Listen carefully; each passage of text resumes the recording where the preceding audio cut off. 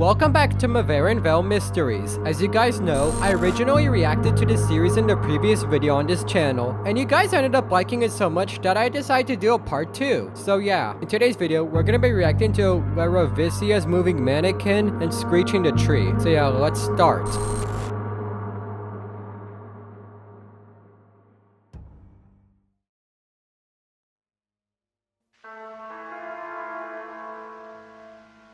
Meverenville Mysteries, Meverenville's moving mannequin. One of the local malls in Meverenville consists of many stores, stands, and restaurants. One of them is a fashion store called Meverenville's. I don't know how to pronounce it. Meverenville's is mostly known for the elegant dresses and suits, hats, jewelry, and perfume. On top of it all, they use very realistic mannequins, some reaching up to 7 feet tall. Well, that makes sense considering it's a fashion and clothing store. Of course they're gonna use mannequins.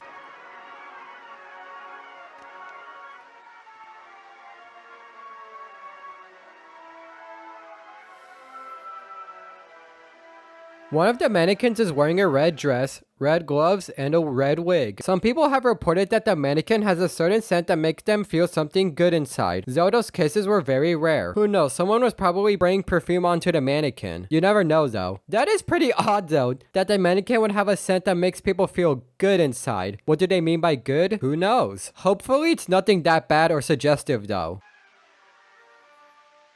One could argue that someone could have sprayed perfume onto the mannequin, hence the scent. However, the people running the store only send their employees to clean the mannequins and not have them sprayed with perfume. So far, nobody has sprayed anything. Okay, so that disproves my theory then. No one was spraying perfume onto the mannequins. Ah, okay, I see. Some janitors have reported that during their shifts at night, they'd hear a singing voice in the distance, beckoning them to come to it. However, when they did arrive, everything seemed normal. Some paranormal activity, am I right? I was one of those janitors in my first year in college in 1991. Damn, a college student being a janitor. That's quite the achievement. To this day, the mannequin still gives me the creeps. However, a part of me was planning to get it recorded because I wanted to find out if it was true or not. That night would come sooner than I thought since I got the night shift as the janitor. From what I've heard, the night shift can be pretty creepy and scary. Of course, that makes sense because it's at night. A lot of creepy things happen at nighttime. I mention this because one of my friends, Paul, wanted me to come help him and his friends out in breaking in and stealing a perfume bottle to give it to one of his friend's girlfriends for special occasions. Damn, they're gonna rob the place? How low of you. But also the fact that they got an official employee to help out that's just so funny though. I find that funny. While I was not comfortable with this idea, I did help them out and I also helped them hide their identities by wearing masks and gloves. Plus I personally didn't like my job. Fair enough. I decided to bring my camera with me and I taped a flashlight to it so I didn't have to hold it separately. That is pretty smart and also an efficient use of resources. I like this music as well, not gonna lie. I have recorded some footage during the whole thing while Paul and his friends did the dirty work. I'll show the following footage, however, one of the footages I've captured has haunted me for years and yet I can't even talk about it because I don't want to risk getting arrested. Well, that's what happens when you record a crime being committed. Sharing it's gonna lead to you getting arrested. So, what are we gonna see? Show the footage. I want to see it.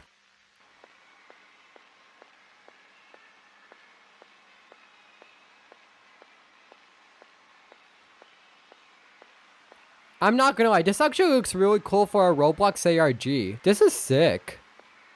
I'm assuming that's the food court, because there's a bunch of chairs and that looks like a restaurant. That's what I assume though, I'm not sure. Anyway, when's the scary part gonna happen? Oh yeah, when are we gonna get to the store? Wait, are we in the store?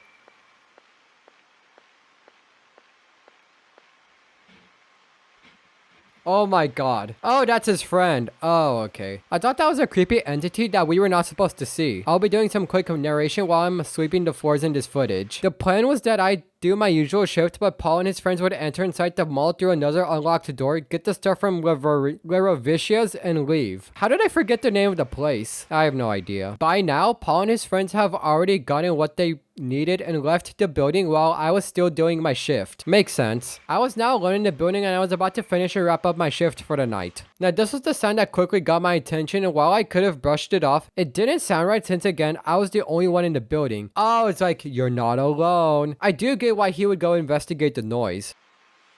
Wait, what's that thing moving? It is now where I made the decision to check out the sound and see for myself. I personally don't know if I should feel guilty, stupid, or brave for doing this. Why do I see something move in the corner? Oh my god, who's dropping roses? Oh, is that supposed to be like a trail leading to somewhere? Because if so, that makes sense. So based on the title, I'm assuming that we're going to see one of the mannequins that was from Mevereville's store. I forgot her name. I also don't know how to pronounce it. Room.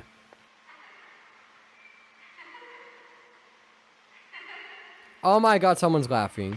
That was very... Oh, okay, yeah, he definitely saw something.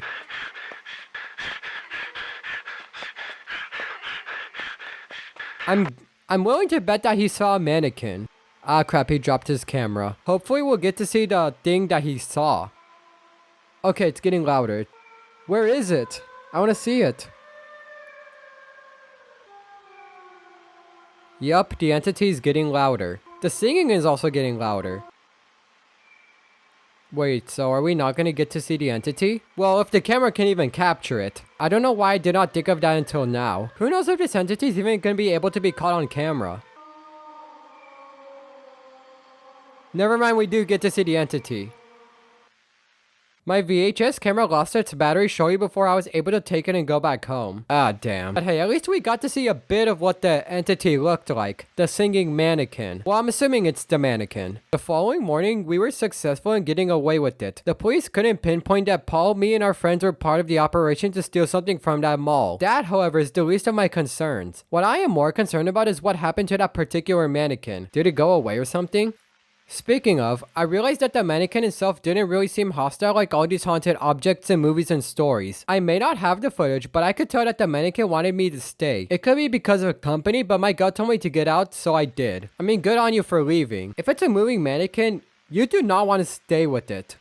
I've already planned to resign a week after that encounter. I wasn't going to do it right after the robbery because many suspicions will come my way, but I'm not working night hours with a mannequin that can move by itself. Again, fair enough. Damn. That was a pretty good episode. Honestly, Meverenville Mysteries has not disappointed. Like I said earlier, the second and final video we'll be reacting to is Screeching Tree Creature, which surprisingly has over 1,500 views. This video definitely blew up. Like, all these videos have like a couple hundred views, then this one has like nearly 2,000. That is pretty good. So let's see what it has.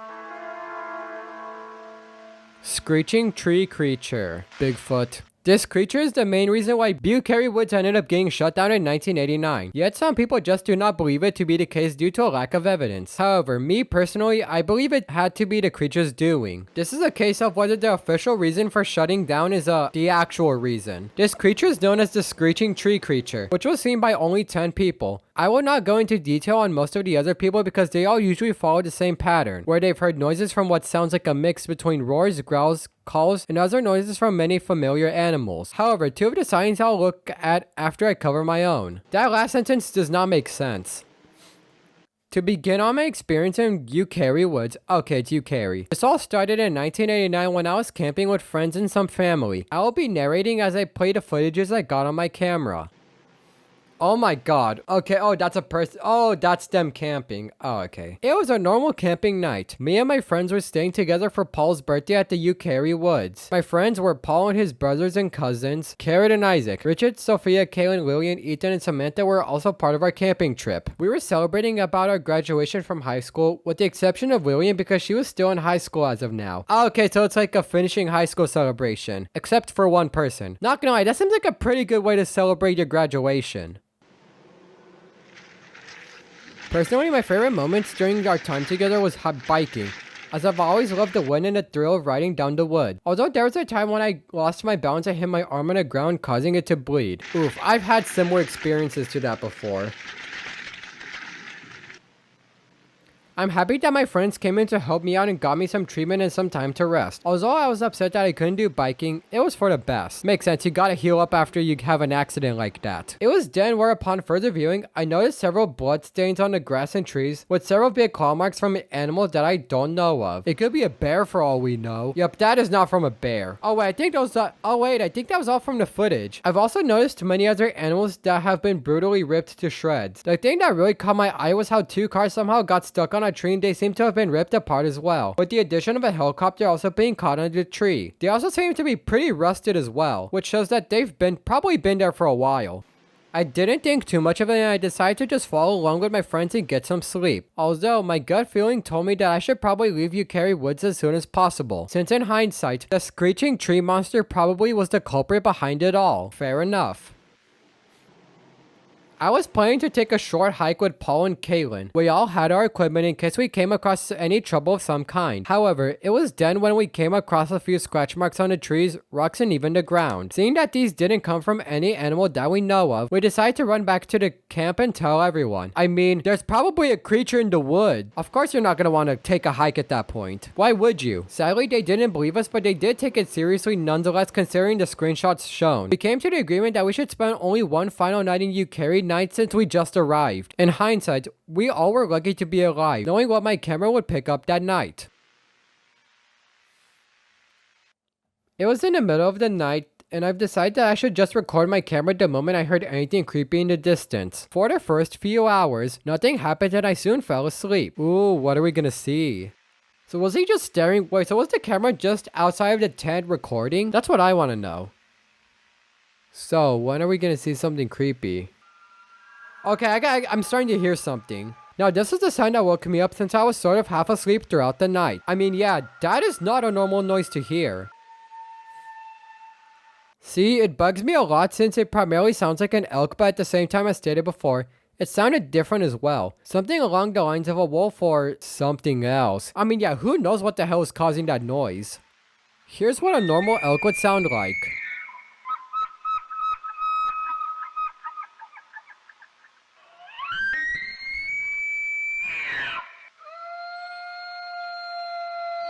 Here's what a regular wolf would sound like. That checks out. That checks out a lot.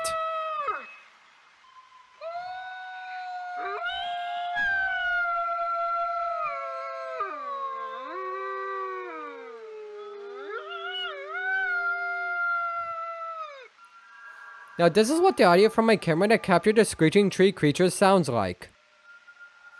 The sentence does not say that, but I decided to make it make more sense. As for the other sightings, some of them were more intriguing, with one of them taking place in 1983. One of them is just a description of what the screeching creature could be. Also, no sounds or visuals were captured, so I'm assuming that one is just like a writing of what the creature could be. One sighting shows a video where someone recorded the creature's loud screeching from his barn at night. This was taken by a little kid who was visiting his grandparents who owned the barn and wanted him over. I want to see what the kid recorded.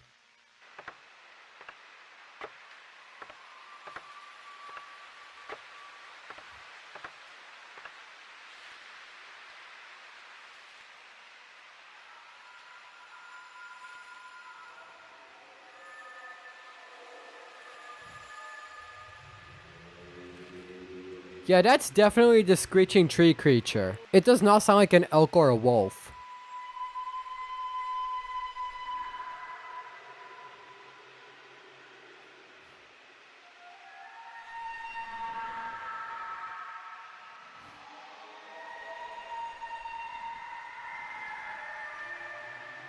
Also, why does it echo so much? Like, is it screeching that loudly?